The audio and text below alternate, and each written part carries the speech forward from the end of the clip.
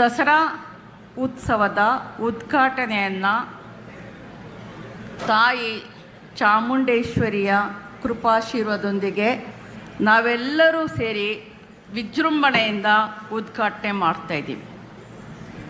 ನಾನು ಈಗಾಗಲೇ ಒಂದು ಸಂದರ್ಶನದಲ್ಲಿ ಹೇಳಿದ್ದೆ, ನನ್ನ ಗೆಳತಿ ಒಬ್ಬರು ನನ್ನ ಬುಕ್ಕರ್ ಸಂದರ್ಭದಲ್ಲಿ ಚಾಮುಂಡೇಶ್ವರಿ ದೇವಸ್ಥಾನಕ್ಕೆ ನನ್ನನ್ನು ಕರ್ಕೊಂಡು ಬರ್ತೀನಿ ಅಂತ ಹರಕೆ ಹೊತ್ತಿದ್ರು. ನನ್ನ ಆಪ್ತ ಗೆಳತಿ ಯಾಕೆ ನನಗೆ ಹೋಗಲಿಕ್ಕೆ ಸಾಧ್ಯ ಆಗಲಿಲ್ಲ ಕಾರಣಾಂತರಗಳಿಂದ. ಆದರೆ ಈ ಒಂದು ವಿಶಿಷ್ಟ ಸನ್ನಿವೇಶದಲ್ಲಿ ನನ್ನನ್ನು ಕರ್ನಾಟಕದ ಸರ್ಕಾರದ ಮೂಲಕ ಆಹ್ವಾನ ಮಾಡಿ ತಾಯಿ ಚಾಮುಂಡಿ ಕರೆಸ್ಕೊಳ್ತಾ ಇದ್ದಾಳೆ ಅಂತ ಹೇಳಿದೆ.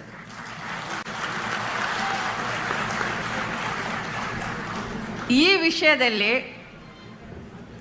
ಬೇಕಾದಷ್ಟು ಏರುಪೇರುಗಳು, ಬೇಕಾದಷ್ಟು ಎಲ್ಲ ರೀತಿಯ ಒಂದು ಚಾರಿತ್ರಿಕ ಸನ್ನಿವೇಶಗಳು ಉತ್ಪನ್ನ ಆದರೂ ಕೂಡ ತಾಯಿ ಚಾಮುಂಡಿ ನನ್ನನ್ನು ಕರ್ಸ್ಕೊಂಡಿದ್ದಾಳೆ.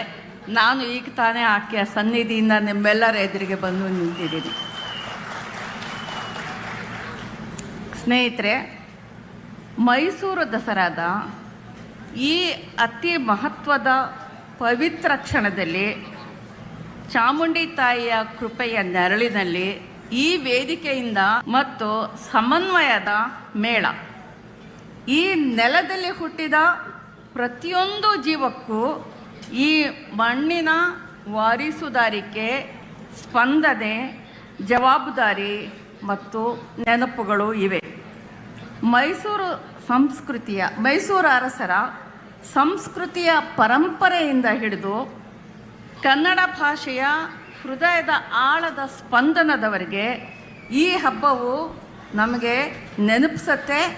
ಏನು ಅಂದರೆ, ಸಂಸ್ಕೃತಿ ಎಂದರೆ ಬೇರೆ ಬೇರೆ ಧ್ವನಿಗಳ ಸಂಗಮ, ವಿಭಿನ್ನತೆಯಲ್ಲೇ ಏಕತೆಯ ಸುಗಂಧ. ದಸರಾ ನಮ್ಮ ಸಮಗ್ರ ಸಂಸ್ಕೃತಿಯ ಪ್ರತೀಕ. ನನಗೆ ಗೊತ್ತಿರೋ ಹಾಗೆ ಮೈಸೂರಿನ ಉರ್ದು ಭಾಷಿಕರು ನವರಾತ್ರಿಯ ಎಲ್ಲ 10 ದಿನಗಳಿಗೂ ಕೂಡ ಉರ್ದುವಿನಲ್ಲಿ ಅವರದೇ ಆದಂತಹ ಗುರುತನ್ನು ಕೊಟ್ಟಿರ್ತಾರೆ. ಆ ಗುರುತಿನಿಂದಲೇ ಕರೀತಾರೆ. ನನಗೆ ನೆನಪಿರೋ ಹಾಗೆ ಹೇಳೋದಾದರೆ, ವಿಜಯದಶಮಿಗೆ ಇಲ್ಲಿನ ಉರ್ದು ಭಾಷಿಕರು ಸಿಲಿಂಗನ್ ಅಂತ ಕರೀತಾರೆ. ಅದು ಅವರ ಸಾಹಿತ್ಯ, ಸಂಸ್ಕೃತಿ, ಬದುಕಿನಲ್ಲಿ ಒಂದು ಭಾಗ ಆಗಿದೆ. ಯಾರೂ ಭಿನ್ನರಲ್ಲ, ಯಾರೂ ಪರಕೀಯರಲ್ಲ, ಎಲ್ಲರೂ ಕೂಡ ಒಳಗೊಂಡು ಆಚರಿಸ್ತಕ್ಕಂಥ ಒಂದು ಸಂಸ್ಕೃತಿಯ ಉತ್ಸವ ಇದು.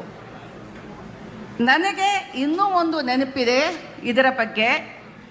ನನ್ನ ಆಪ್ತ ಸಂಬಂಧಿ ಒಬ್ಬರಿದ್ದರು. ನನಗೆ ಅವರು ಮಾವ ಆಗಬೇಕು. ನನ್ನ ಮಾವ ಇಲ್ಲೇ ಹತ್ತಿರದ ಬೆಳಗೊಳದಲ್ಲಿ ವಾಸ ಆಗಿದ್ದರು.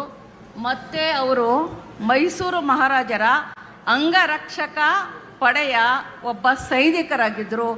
ಅವರನ್ನು ನಮ್ಮೆಲ್ಲ ಮನೆಗಳಲ್ಲಿ ಸಿಪಾಯಿ ಮೊಹಮ್ಮದ್ ಗೌಸ್ ಅಂತಲೇ ಕರೀತಾ ಇದ್ದರು.